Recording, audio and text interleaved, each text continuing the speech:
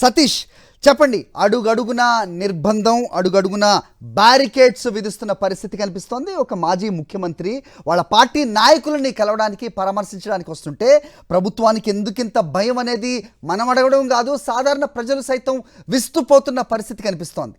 ఏం జరుగుతోంది అక్కడ? మీరున్న దగ్గర మొత్తానికి తాడిపల్లి నుంచి వైఎస్ జగన్మోహన్ రెడ్డి బయలుదేరారు కాసేపటి క్రితమే. ఎన్నింటికల్లా అక్కడ చేరుకుంటారు? మీ దగ్గర ఇన్పుట్ చెప్పండి. అది కొద్దిసేపటి కిందటే మాజీ ముఖ్యమంత్రి వైఎస్ఆర్ కాంగ్రెస్ పార్టీ అధ్యక్షుడు వైఎస్ జగన్మోహన్ రెడ్డి తాడేపల్లిలో బయలుదేరారు. దాదాపుగా మరొక గంట ఆ సమయానికల్లా నెల్లూరు చేరుకుంటారు. నెల్లూరు ప్రస్తుతం మనం ఎలిహేపేట దగ్గర ఉన్న అయితే నెల్లూరు నగరం మొత్తం కూడా అష్టదిగ్బంధనం చేశారు పోలీసులు. వందల మంది పోలీసులు వచ్చేటువంటి జనాన్ని అడ్డుకోవడం కోసం నిన్నటి నుండి కూడా ప్రయత్నిస్తున్నటువంటి పరిస్థితి. బహుశా ఆంధ్రప్రదేశ్ రాష్ట్ర చరిత్రలు ఎప్పుడు కూడా ఇటువంటి పరిస్థితులు చూసినటువంటి దాఖలాలు లేవు. ముళ్ళ కంచెలు వేసి అడ్డుకుంటున్నారు, బారికేడ్లు వేశారు. వచ్చేటువంటి రోడ్డు మార్గాలు, బైక్ మార్గాలను కూడా ప్రొక్లైనర్లు పెట్టి కూడా తవ్వేస్తున్నటువంటి పరిస్థితి. నెల్లూరు నగరంలోకి ఎవరిని కూడా చుట్టుపక్కల నెల్లూరు జిల్లాలో ఉన్నటువంటి చుట్టుపక్కల నియోజకవర్గాలను కూడా ఎవరిని రాకుండా ఆటంకాలు సృష్టిస్తున్నటువంటి పరిస్థితి.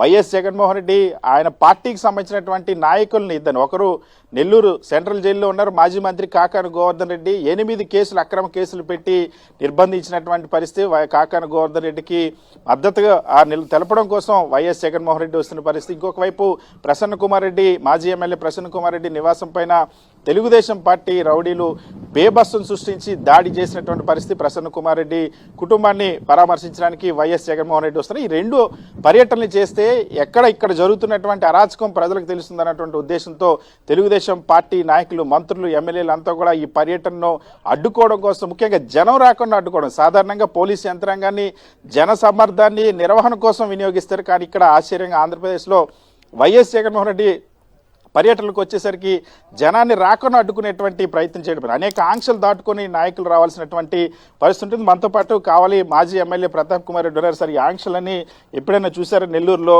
వైఎస్ జగన్మోహన్ రెడ్డి ఇద్దరు మీ పార్టీకి సంబంధించినటువంటి నాయకులను పరామర్శించడానికి వస్తే ఎందుకు ఇంత పెద్ద ఎత్తున ఆంక్షలు, ఇటువంటి ఆంక్షలు ఎప్పుడైనా చూసారా? ఎటువంటి వాతావరణం నెలకొంది నెల్లూరులో? సార్, బహుశా ఎమర్జెన్సీ అప్పుడు కూడా గతంలో చూసుండవు.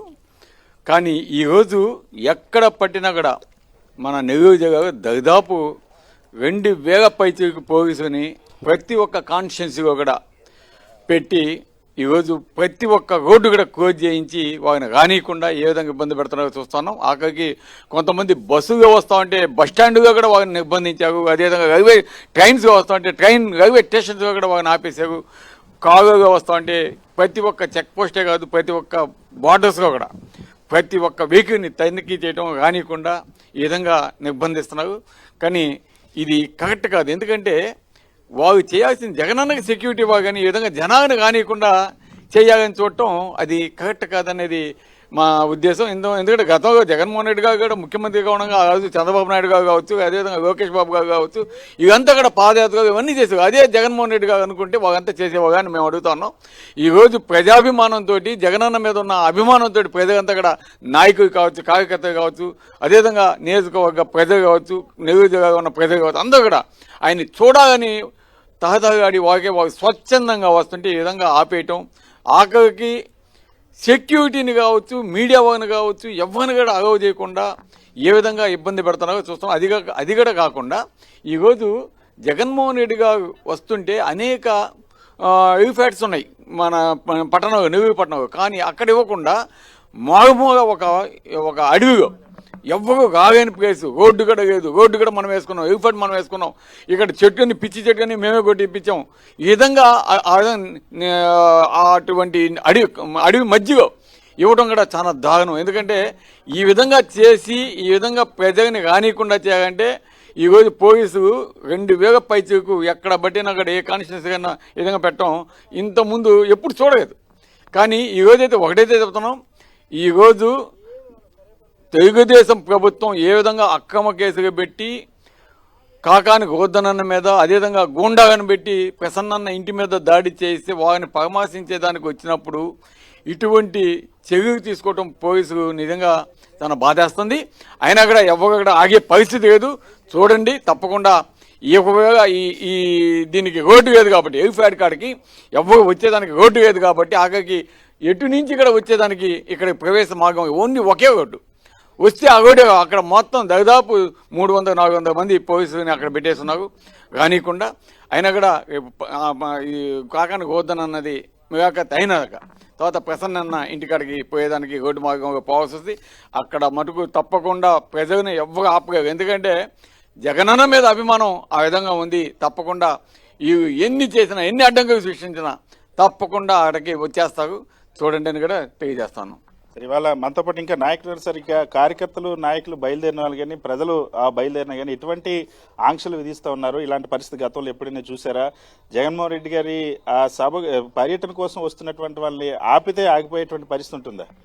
నిజంగా ఇటువంటి ఒక దుర్మార్గమైన రోజు ఎందుకని చెప్తున్నామంటే ఈరోజు జగన్మోహన్ రెడ్డి గారి భద్రత కోసం ఇవ్వాల్సిన శ్రద్ధ ఆయన్ని కోసం అభిమానంగా వస్తున్న ప్రజలను ఆపేందుకు ప్రయత్నం చేస్తూ ఉన్నారు. నిజంగా ఈరోజు ఎక్కడ పడితే అక్కడ ఈ నెల్లూరు నగరానికి చుట్టూ అన్ని నియోజకవర్గాల నుంచి అభిమానంతో వచ్చే వాళ్ళందరినీ కూడా ఈరోజు వేలాది మంది పోలీసులను పెట్టి ఒక్క వెహికల్ రాకుండా చేస్తా ఉన్నారు. అయినా కూడా ఎవరు అరిచే అడ్డం పెట్టి సూర్యోదయాన్ని ఆపలేరు, జగన్మోహన్ రెడ్డి గారి మీద అభిమానాన్ని ఆపలేరు. అయితే ముఖ్యంగా ఈరోజు నాయకులకి కార్యకర్తలకి ఆఖరికి ఆఫీసుల్లో పనిచేసే స్టాఫ్ కూడా ఇవ్వగలుగుతున్నారు, నోటీసులు ఇస్తా ఉన్నారు. ఆ నోటీసుల ఉద్దేశం ఒకటి 149 బిఎన్ఎస్ అంటారు, ఒకటి 168 బిఎన్ఎస్ అంటారు. దీని ఉద్దేశం ఏంటంటే నిజంగా సాయుధ బలగాలకి ఆర్మీకి వ్యతిరేకంగా ఒక ఆర్మీని తయారు చేయడం, దేశ భద్రతకు సంబంధించిన బలగాల్లాగా విద్రోహ శక్తులు అటువంటి ఒక బలగాలను తయారు చేయడం, ఆయుధాలు సమకూర్చడం, ఇటువంటి అవే కాకుండా అంటే 168లో ఏం చెప్తా ఉందంటే వాళ్ళ యూనిఫామ్స్ని ధరించి రావడం. అంటే ఇవన్నీ ఎట్టున్నాయంటే ఒక దేశద్రోహ చర్యలుగా జగన్మోహన్ రెడ్డిని చూసేదానికి వచ్చేదాన్ని ఒక దేశద్రోహులుగా చిత్రీకరించే ప్రయత్నం. ఎందుకంటే ప్రజలకున్న స్వేచ్ఛని హరిస్తా ఉన్న పరిస్థితి. ఇటువంటి పరిస్థితి ఈరోజు ఈ జిల్లాలో చూస్తా ఉన్నాం. ఎక్కడ పట్టిన తెలుగుదేశం యొక్క దౌర్జన్యాన్ని. నిజంగా ఈరోజు గోవర్ధన్ రెడ్డి గారి మీద సుమారు 17 కేసులు బనాయించారు, అక్రమ కేసులు. అదేవిధంగా నల్లపురెడ్డి ప్రసన్న కుమార్ రెడ్డి గారి మీద ఒక ఇంటి మీద నిజంగా ఈ దేశ చరిత్రలోనే లేదు, ఎక్కువ ఫ్యాక్షన్ ఉండే రాష్ట్రాల్లో కూడా లేని పరిస్థితి.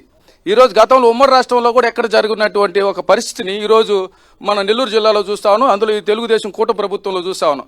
ఒక 200 మంది మారణాయుధాలు ధరించి వచ్చి ఇంటి మీద దాడి చేసి ప్రసన్న కుమార్ రెడ్డి గారు ఉంటే చంపేసేదానికి ప్రయత్నం చేస్తే ఆయన ఇచ్చిన కంప్లైంట్ ఆధారాలతో సహా ఇస్తే కనీసం కేసు నమోదు చేసి వారి మీద అంటే గుర్తు తెలియని వ్యక్తులు అంటారు, వారిని ఐడెంటిఫై చేసి ఇచ్చిన ఆధారాలతో సహా. కానీ అదే ఎవరైతే పంపించారో ముద్దాయిలుగా ఉన్నారో వారు కేసు ఇస్తే మాత్రం ఇమీడియట్గా వారికి నోటీసులు ఇచ్చి విచారణకి ఆదేశిస్తారు.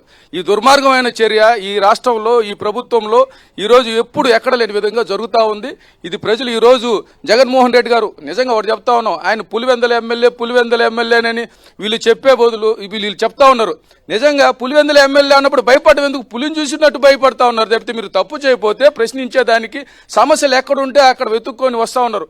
ఈరోజు అక్కడ మామిడి రైతుల దగ్గర నుంచి మిర్చి రైతుల వరకు ఎక్కడికి వెళ్ళినా ఈరోజు ఆ ప్రజలు చేత్కరించుకుంటున్నారు. ఎందుకంటే వీరు ఇచ్చిన సంక్షేమ పథకాలు ఈరోజు ఒక్కటి అమలు చేయలేదు, అభివృద్ధి శూన్యం. ఈరోజు అన్ని వర్గాలని అటు సామాజికంగా ఈరోజైతే నిజంగా దళితుల పట్ల ఈ రాష్ట్రంలో ఎంత వివక్ష ఎంత దౌర్జన్యం జరుగుతుందంటే పిఠాపురం నుంచి నిన్న కందుకూరు మండలం కందుకూరు కాన్స్టిట్యున్సీలో దప్పలంపాడు వరకు, అటు తిరుపతిలో అంటే చిత్తూరులో స్వయంగా చంద్రబాబు నాయుడు గారి ఒక నియోజకవర్గంలో కుప్పంలో ఒక దళిత మహిళని కట్టేసి నిజంగా కాల్మని కావచ్చు, అదేవిధంగా మైనర్ బాలికలు వృద్ధుల వరకు ఎక్కడ తేడా లేకుండా విద్యార్థుల మీద ఎంత దాష్టికాలు జరుగుతున్నా ఎక్కడ కేసులు లేవు. పైగా పోయిన వాళ్ళ మీదే ఎదురు కేసులు పెట్టే పరిస్థితి. ఇటువంటి ఒక దుర్మార్గ పాలన పోయే రోజు దగ్గరికి వస్తూ ఉంది. ఈరోజు నెల్లూరు నగరంలో జగన్మోహన్ రెడ్డి గారి కోసం వచ్చే అభిమానులను ఆపే శక్తి ఎవరికీ లేదు. ఈ సందర్భంగా చెప్తున్నాం, కూటమి ప్రభుత్వానికి కూడా రోజులు దగ్గర పడ్డాయి. ఈ రాష్ట్రంలో పోలీసు వ్యవస్థ కూడా నిజంగా మీరు కాన్స్టిట్యూషన్కి లోబడి పనిచేయాలి.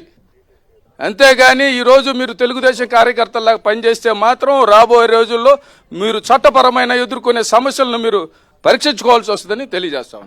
ఖచ్చితంగా ఎన్ని అడ్డంకులు సృష్టించినా సరే ఇప్పటికే మనం చూస్తున్నాం అన్ని నియోజకవర్గాల నుండి కూడా, ఒక నెల్లూరు ఆ పట్టణంలో ఉన్నటువంటి అన్ని ప్రాంతాల నుండి కూడా వైఎస్ జగన్మోహన్ రెడ్డి వచ్చినప్పుడు ఆ స్వాగతం పలకడానికి సిద్ధమవుతున్నటువంటి పరిస్థితి. ఒకవైపు పోలీసులు ఒక యుద్ధ వాతావరణాన్ని సృష్టించి ఎవరు కార్యకర్తలు ఎవరు రాకుండా లేదా వైఎస్ జగన్మోహన్ రెడ్డి అభిమానులు ఎవరు కూడా రాకుండా అడ్డుకోవడమే ఒక ప్రధానమైనటువంటి కర్తవ్యంగా మారినటువంటి పరిస్థితి. వీఐపీకి ఇవ్వాల్సినటువంటి భద్రత కంటే కూడా వైఎస్ జగన్మోహన్ రెడ్డిని చూడడానికి లేదా వైఎస్ జగన్మోహన్ రెడ్డితో కరచాలం కోసం వచ్చేటువంటి వాళ్ళని నియంత్రించడానికే మొత్తం పోలీసు వ్యవస్థని వినియోగిస్తున్నటువంటి పరిస్థితి. నెల్లూరు వ్యాప్తంగా ఒక ఉద్రిక్త వాతావరణం పోలీసులే ప్రభుత్వమే సృష్టించినటువంటి పరిస్థితి. ఆ నెల్లూరుని అష్ట దిగ్బంధనం చేసి ఆ ముళ్ళ కంచెల చేత బారికేడ్లతోనో అదేవిధంగా ఆ వాహనాలను అడ్డంగా పెట్టి రోడ్లను తవ్వేసి మరి నియంత్రిస్తున్నటువంటి పరిస్థితి ఎప్పుడూ చూడలేనటువంటి పరిస్థితులు. అయినప్పటికీ కూడా వైఎస్ జగన్మోహన్ రెడ్డి నెల్లూరు వస్తున్నారు. కొద్దిసేపటి మరి కాసేపట్లో చేరుకుంటారు. ఇక్కడ చేరిన తర్వాత కాకాని గోవర్ధన్ రెడ్డిని ఆ సెంట్రల్ జైల్లో ములాఖాత్ అవుతారు. ఆ తర్వాత మాజీ ఎమ్మెల్యే నల్లపరెడ్డి ప్రసన్న కుమార్ రెడ్డి నివాసానికి ఇక్కడ నుండి వెళ్తారు. Hari all right Satish.